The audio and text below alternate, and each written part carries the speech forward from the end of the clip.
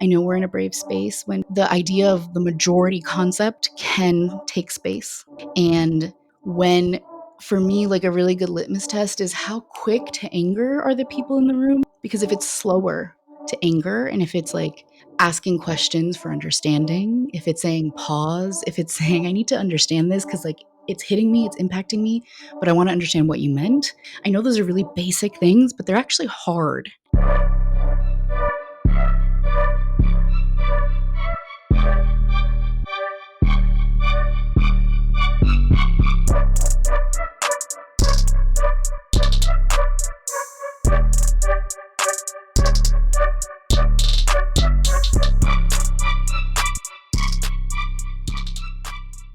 You're listening to Building Our Own Tables, a podcast produced for HowlRound Theater Commons, a free and open platform for theater makers worldwide. I'm your host, Yura Sapi, founder of multiple organizations, including Liberarte, a nonprofit nurturing artists for liberated futures, Protectores de la Tierra, a farm and food sovereignty initiative based out of Colombia, Balística, an LGBTQ+ healing and art space for communities in Latin America, and through all my programs, workshops, coaching, and this podcast, I've helped countless founders and leaders unleash their brilliance and build thriving movements. In this podcast, we share visionary solutions, stories, and snapshots to support you as a leader on your own journey of creation and transformation. This 5th season is especially meaningful. I'm recording while 8 months pregnant, and this experience of bringing new life into the world has brought a deeper opportunity for lessons in leadership, in legacy, and in creation, all of which I'm sharing in this season alongside the powerful voices you'll hear from. You'll hear from extraordinary founders building their own tables for their communities, their lineages, and for the planet in this evolutionary time. You are here for a reason, and I'm honored to be on this journey with you. So stay tuned and enjoy.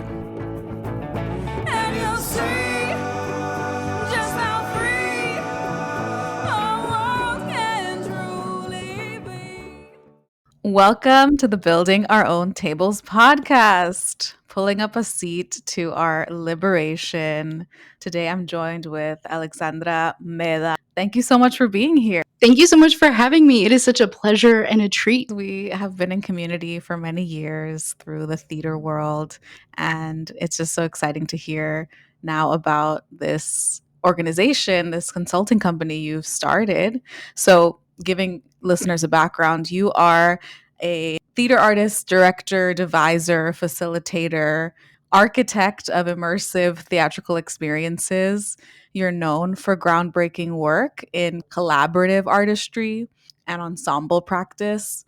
So, this offering that transforms this idea of the theatrical space into what you call a sandbox for innovation, an arena for individual driven social change, and a sacred vessel for healing. So, you're founder of Culture Change Lab, which is a consulting firm. You offer strategic facilitation, process design, mediation, all around these anti-racist initiatives, creating anti-oppressive curricula, leveraging artistic processes to activate vulnerability, expand collective imagination, and foster healing and growth. And you've worked with a number of theaters and arts organizations already in this capacity. And you talk about the Culture Change Lab as a crew of culture obsessed, change driven humans, artists, facilitators, and architects of transformation working at the intersection of imagination and liberation. So beautiful. That sounds really exciting to get into. I'd love to go ahead and get started. Can you tell us about what inspired you to build this table? With anything, it's probably a series of many events way before it even happened that were like little seeds planted along the way, along my journey. I like to give credit where credit is due. I think the work I'm doing with this organization, with many others, is really standing on the shoulders of those who came before me, and way too many to name. But I will say Diana Rodriguez was a huge foundational inspiration for me, both just her career and her trajectory, but most importantly, what I knew of her on the personal basis through 12 years of mentorship, which really goes beyond the art making that she did. It was really her ethos in holding the door open for others the moment you get to sneak in through a crack and holding it really wide open. So my experience with getting to see how she did that in so many ways in so many spaces, I think was a real reason I landed here. I think my work with Teatro Luna, now Studio Luna, for over 15, almost 18 years now, really led me here. I got to do a lot of facilitation work through the organization around the art making, around the ideas and the concepts of change that we were trying to root. And I also, like, coming into leadership really young and early at 23, made a lot of mistakes, caused harm knowingly, unknowingly, intentionally, unintentionally. And that really launched a journey to healing, to understanding, like, what of my childhood, what of my adulthood caused me to act in certain ways that couldn't hold conflict, that couldn't hold discomfort. And through that process, and then the very sage wisdom of so many amazing other women of color over the last 10 years has really brought me here. That was like the emotional grounding of like why healing, art making, and organizational process became one thing to me and not these separate silos. And then 2020 happened, and I had historically really tried to focus my work on BIPOCs, on BIPOC individuals and theaters of color. But when 2020 happened, when George Floyd was murdered, I became recommended. It's not something I sought out, to many mainstream theaters and arts institutions. And I needed to find a way to hold this work that I was being recommended for, that I was being invited into with predominantly white institutions. And I needed to do that not alone. There were people who have already been working in facilitation and change work before that I had partnered or collaborated in some way. And we got together and we're like, what is our methodology that meets this moment, that brings in these tools that we've all cultivated? And I was really specific that I really only wanted to be with arts and culture workers doing organizational change work. So in 2020, we started. We had many titles and many names before we landed on Culture Change Lab. And part of that was like, we believe in being in process. So that's where the laboratory concept of is. We're not aiming for perfection with our clients or with our colleagues. We're aiming for process. And then the change part is ever going. And then really being specific about culture change does happen through protocols, through large picture strategy, but it really happens on the individual level. So like we have always known our intention is to support people on individual change journeys that like impact an organizational structure.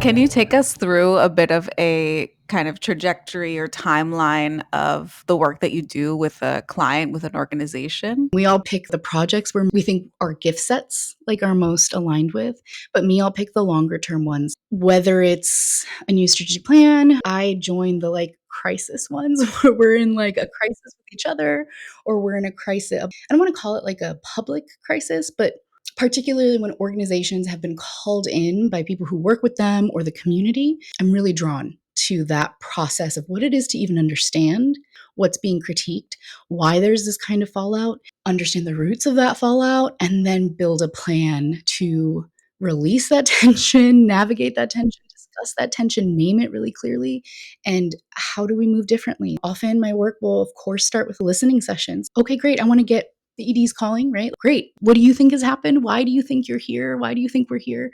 And now I need to hear from everybody else. And so that can take a couple of weeks, even months, to actually understand what's happening. Obviously, the part of that process is centering the most vulnerable and those with least power. Often they're not listened to, and it can actually become a weaponization process, right? Like you are disrupting, you're causing challenge. One of the projects that really helped me understand what my process was when I worked with Art New York from 2021 to 2022, sometime around there. And it was deep work with the staff, with the leadership, with the board, and then with the community. And so went through listening sessions. We did some workshops and trainings to what's our vocabulary? What's our skin in the game? And in that case, we both had to do a lot of mediation, one-on-one conversations, small group conversations. And then we also did some design sprints around what does a shared leadership process that matches what this organization's needs are, who they've been and who they want to be, and some staff retreats. So that's just to give an example of what that might look like. The work often really is both a skill building, a relationship building, and then also this is why it was so important for me to bring artists predominantly artists into the process is how are we using our imagination? How are we designing the new world we want to be living in now at this organization? And that requires really high level design and imagination thinking. So we create activities, it's very immersive. And then, of course, there's the official reporting and the education and the workshop around language that really supports and helps. Okay, so that's the external when you work with other organizations outside. Tell us about the internal of how things work internally with your team, with this kind of community of co facilitators, right? How does that work in the leadership and shared power and everything? Yeah, so it's ever emerging. So this is nobody's full time, right? So we all are in and out. And I think that's actually a really important piece of this is that I think we can get stuck when we're at one place, we're teaching people how to be better at the thing. It's really important for us to actually be on the ground at various institutions, doing the work, piloting processes and activities. One day when we have a little more money and structure, we'd like to do several retreats a year as a team. Right now, the way we're doing that, because it's so important to relationship build, to trust build, is we try to align when we're going to conferences, convenings, or even adding extra days ahead or behind to spend time together, to know each other. But this is not like a group of people who don't want to know each other on a personal basis. So my relationship with so many of the facilitators on the team is over a decade old, started professionally, but we're now rooted in community as people. And so we really share the things we're learning about, our own trainings. We're consistently training in different capacities and topics and sharing that with each other and showing up for each other when our lives are complicated and falling apart, which allows a kind of trust to take place in the room. So my core partner in this work is Miranda Gonzalez, and we've been working together almost 20 years. And I hate the term like this isn't work because it is work. It's really hard work, but it is also a way in which we get to see each other and celebrate each other on in really deep ways. I've never been able to give somebody critique or feedback in the way I'm able to give her and receive it from her, both as a facilitator, as a person holding space in the room, and as a person. I remember last year we were at an intensive in Cambridge, and there was just like a little mess up. One of us said the wrong word and could actually have been really harmful. And we love to have these beautiful facilitator transparency moments where we just talk about it in front of people. I don't believe in safe spaces, I believe in brave spaces, and we try to cultivate that not just externally, but internally.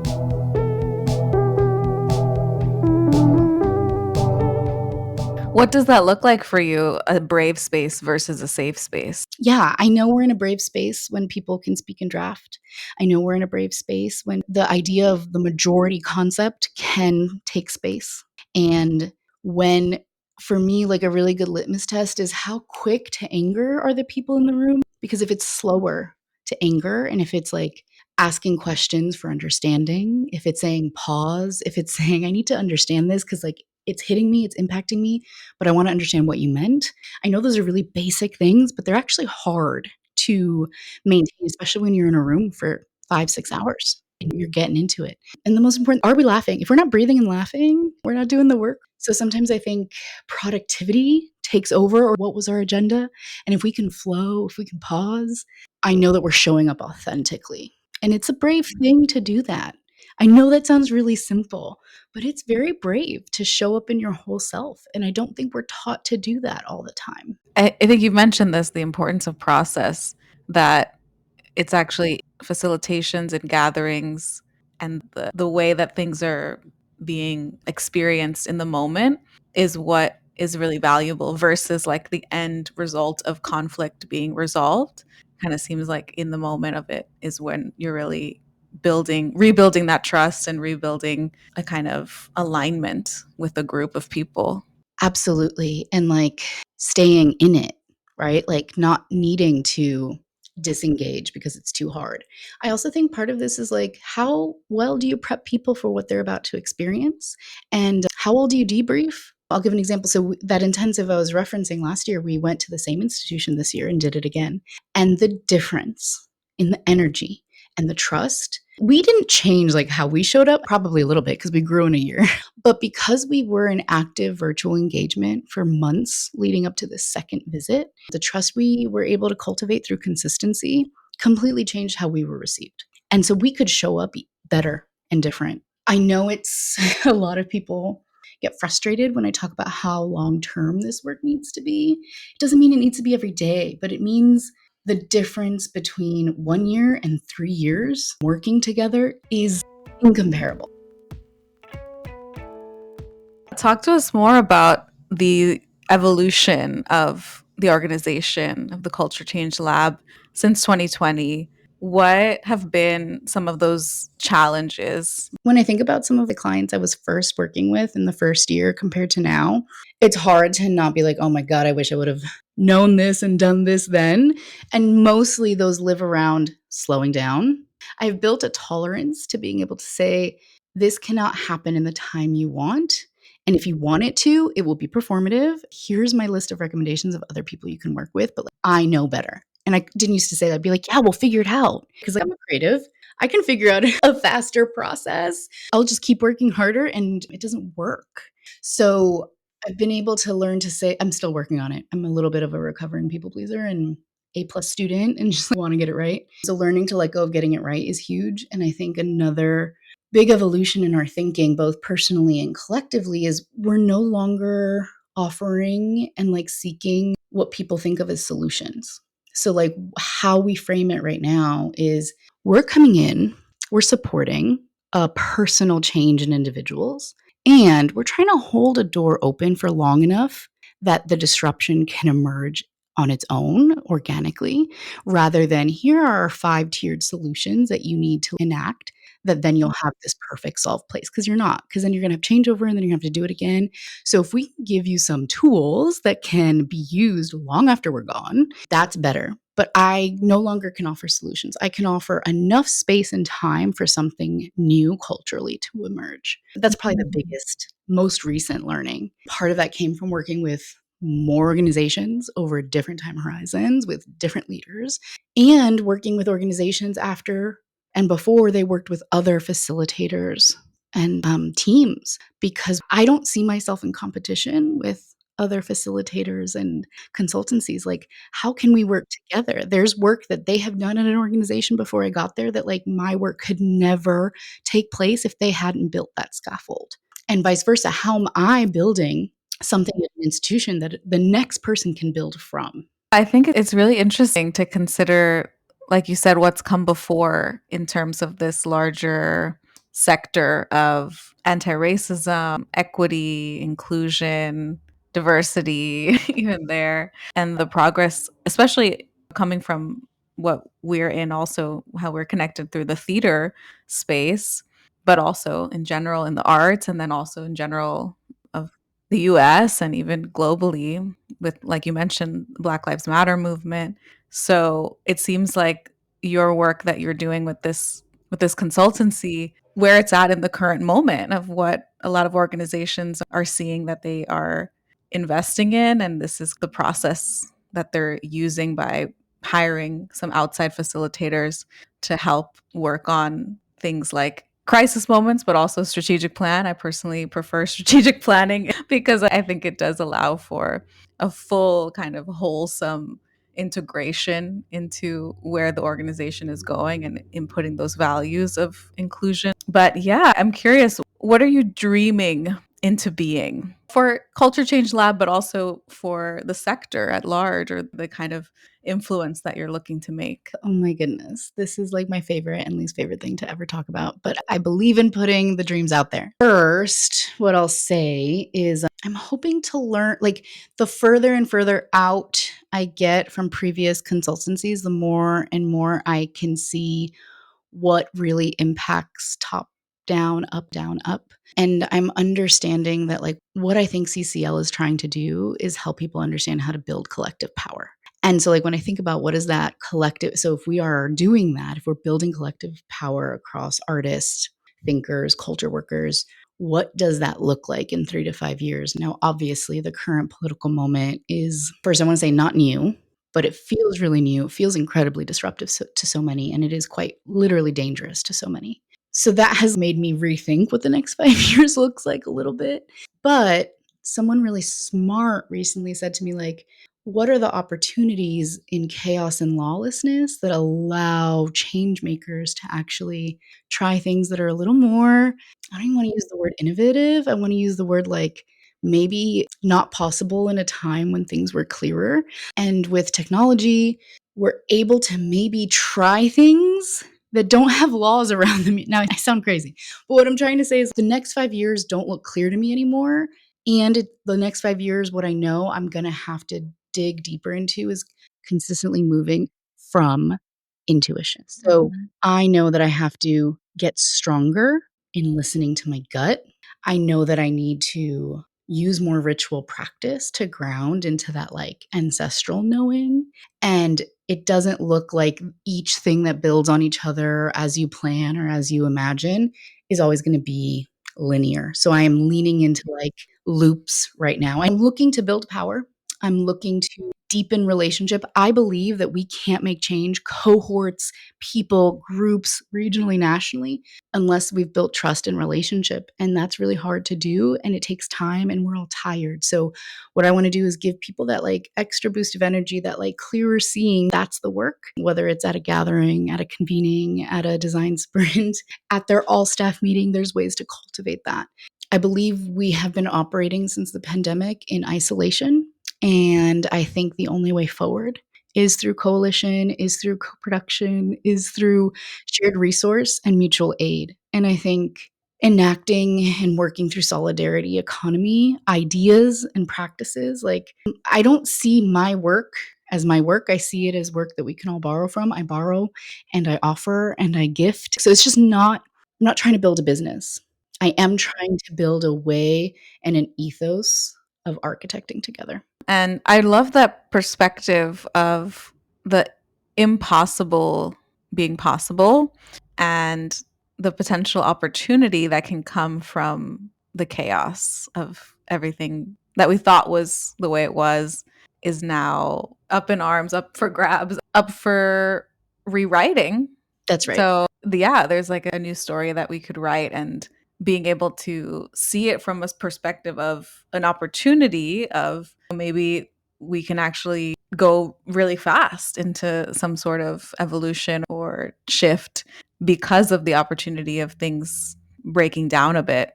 I think that's a really helpful perspective to go into it with, because it also helps to encourage continuing and going for it every day rather than getting stuck in that doomsday side of that chaos, of that everything's being destroyed. We're all carrying grief. We're encountering grief. I think grief is a way you're alive and human. It's a growth opportunity. But if we ignore it, I think we hide ourselves from that like instinct that tells us what's the path forward. There's an ensemble in Philly called Applied Mechanics, and one of their members is also a facilitator that works with me at CCL and also at the Network of Ensemble Theaters. And they have this workshop called New World Building. And it just to be able to see a practice that offers people from a values-based entry point, what is the new world you're building for tomorrow, today, but uses these theatrical tools to get people to understand how interdependent we are, but that new world can start now. That really was like a foundational shift in how I understood what this work is and what the future could look like. So yeah, I don't know, something in your reflection back to me like made me think about that, and I just really wanted to shout them out and thank them for that gift of brilliance. Yes, I have a mentor, Justin Michael Williams, who talks about the way that we bring the future into the present is all about asking our future selves or that future world, what did I do today to get to where you are? I love that. Before we get further into this episode, go ahead and hit subscribe on this podcast. This is the best way to stay updated on new episodes, and it helps spread the word to other visionaries who are making a positive impact on the world. So go ahead and hit subscribe, and let's keep this good energy going.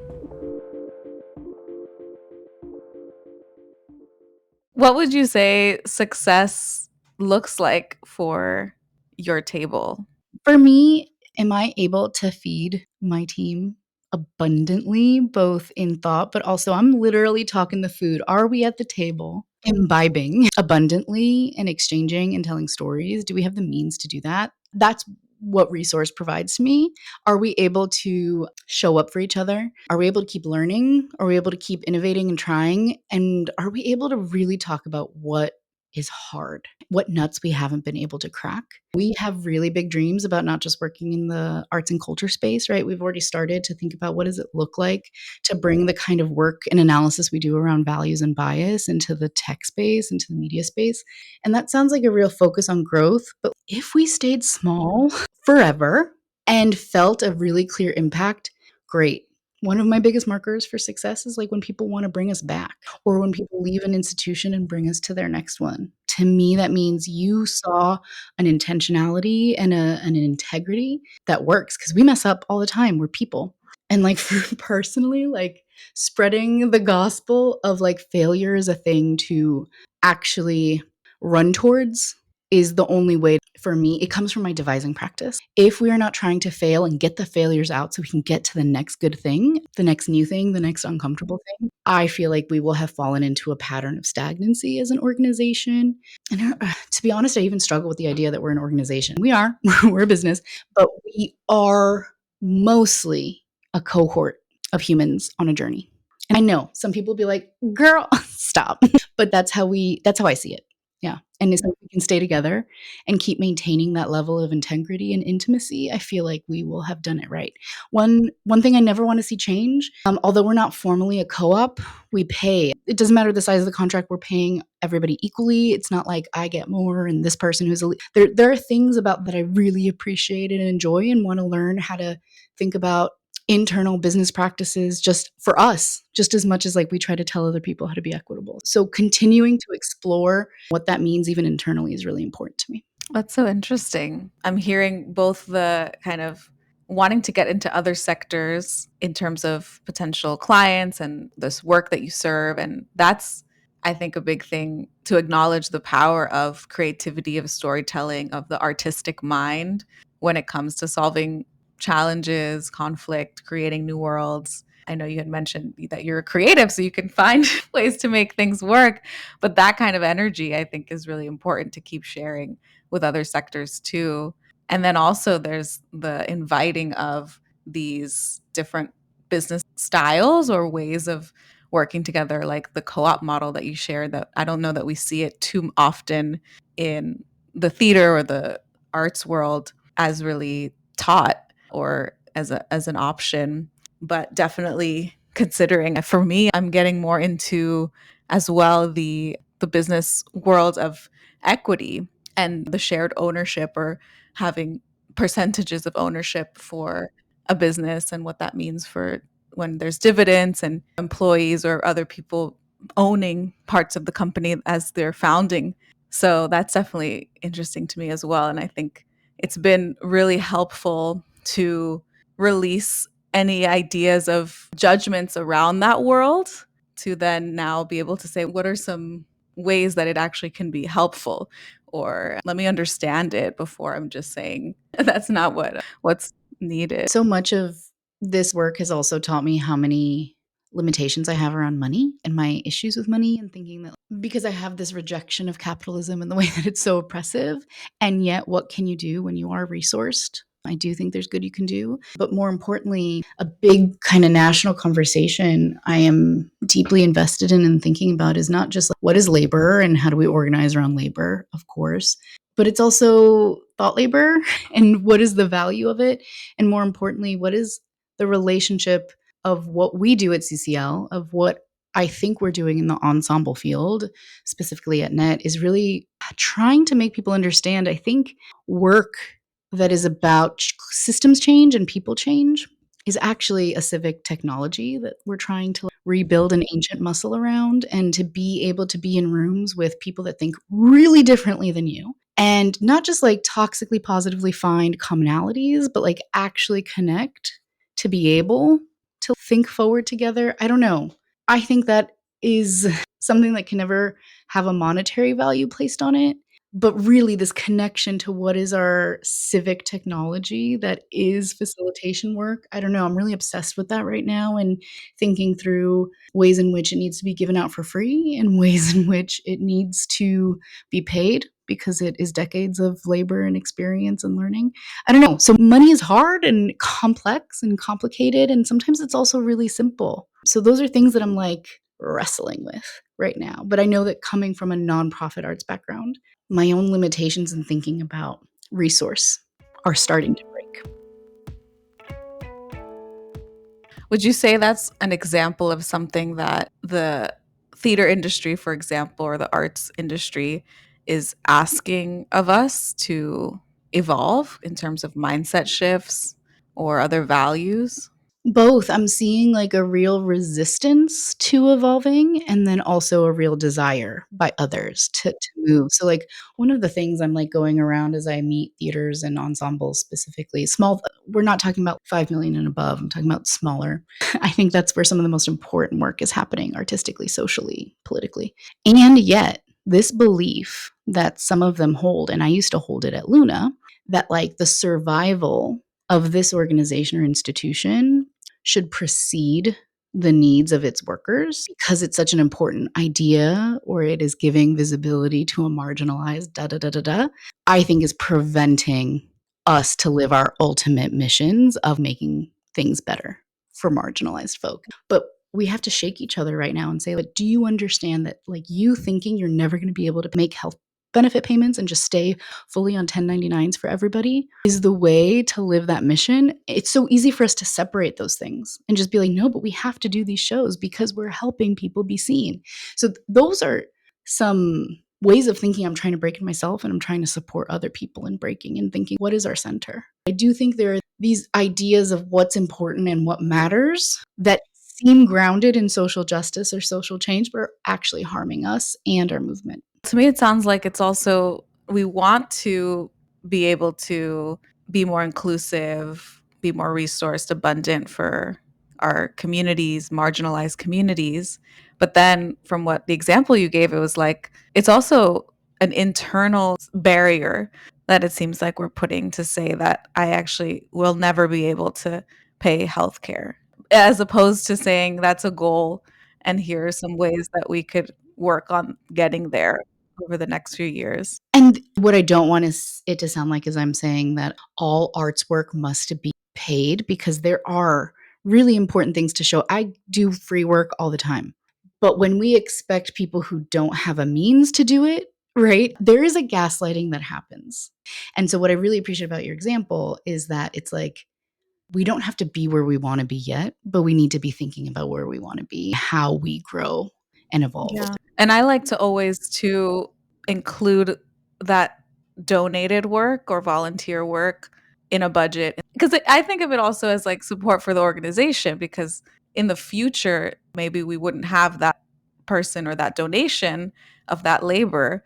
So we should make sure that we acknowledge that is something that's where that came in. And then also in terms of grant writing, we can also say that this is a line item that would need to be filled if we were to have a funder or a sponsor or ticket sales to cover the whole project to do it again. I think it makes sense too, because it also shows that there are people donating their labor. Yeah.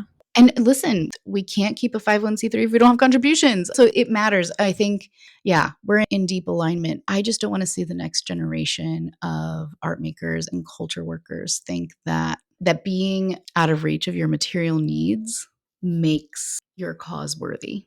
I think that that's an unhealthy internalized narrative that I think a lot of people have been given, and I'm very excited to see that shift. Yeah, it's the starving artist mentality Mhm. idea. Yeah, limiting belief. That is what it is. And that's the only way. Yeah.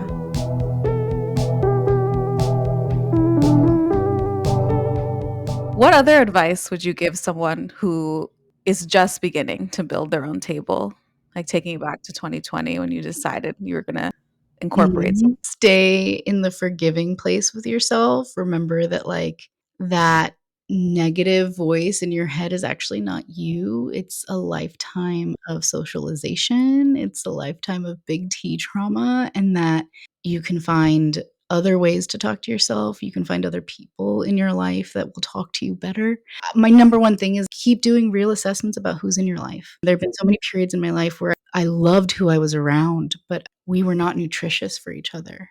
And when you find nutritious people that you can show up for and they show up for you, the world changes. The world opens, it breaks open. Having people who hold my worst self still in love is so important. I think staying in the uncomfortable place is really powerful, but really coming from grace and understanding you don't need to prove anything to be worthwhile of that grace, to be worthy of that grace. And to keep assessing, like, in what ways are you staying comfortable? In what ways do you need to stretch? What ways do you need to cocoon? I think it's really important. And this is not for everybody. We all have different rhythms and practices. But for me, it really serves me to get out to other places, internationally, nationally, even if it's like another neighborhood that I don't go to. Like, I need access to the different ways that people are existing and being, and it cleans my slate. And I think that's just so important.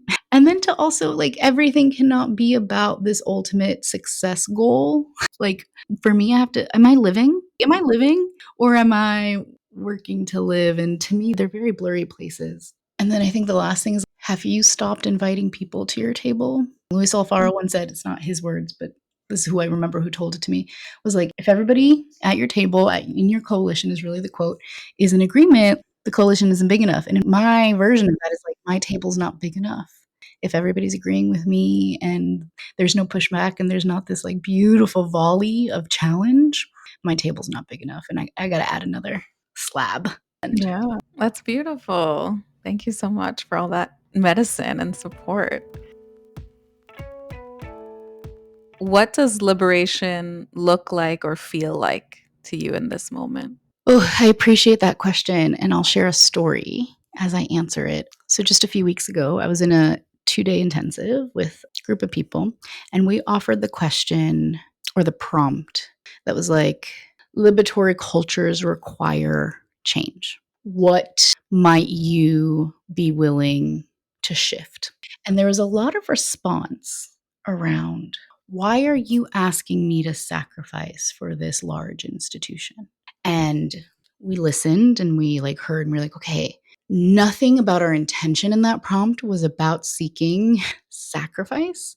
And we were like, is there something in the term liberatory or liberation that feels like there is inherent sacrifice required? Like, what about that languaging landed that way? Maybe it was something we said and had nothing to do with the term liberation or liberatory. But what it allowed us to do the next day was to talk about freedom. And there are costs to freedom. Freedom isn't everything I want can happen. We got to have this expansive, deep conversation. And it's pretty common to talk about when you're addressing racism or oppression, it might feel to the person with more majority or privilege status that they're sacrificing something. But like, I don't try to come from it from that perspective. So first of all, I want us to all build our comfort with what is sacrificing for the larger good that isn't about like a pain point.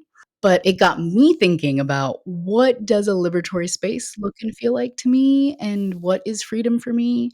And fundamentally, it's the ability to be independent. It's like a deep gratitude and respect and like understanding of the privilege I have of mobility, of freedom to, the privileges I hold aren't my freedom, but being grateful for them, seeing them, naming them, and using them for good is a freedom. Amazing. So where can we find out more about you, about Culture Change Lab? Culture Change Lab is at www.culturechangelab.com. And then you can follow me on Instagram at Alexandra Meda. And you can also see my work at Ola Studio Luna or the network of ensemble theaters. Amazing. Alexandra Meda, thank you so much. It was a pleasure. Thank you so much.